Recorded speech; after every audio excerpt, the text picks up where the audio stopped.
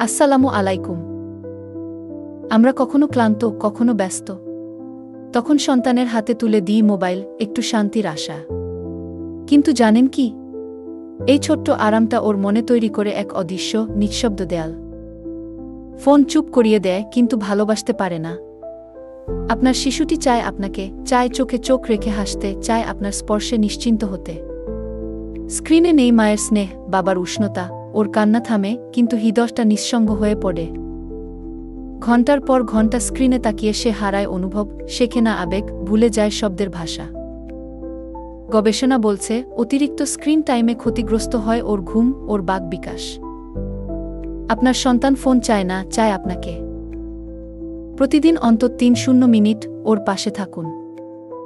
গল্প বলুন, ওর আঁকা ছবি দেখুন, একসাথে হেসে উঠুন। এই মুহূর্তগুলোই হবে ওর জীবনের শ্রেষ্ঠ স্মৃতি। ফোন নয়, দিন ভালোবাসা মাখার সময়, এটাই ওর জীবনের শ্রেষ্ঠ উপহার। ভালো লাগলে লাইক দিন, শেয়ার করুন, আর সাবস্ক্রাইব করে পাশে থাকুন।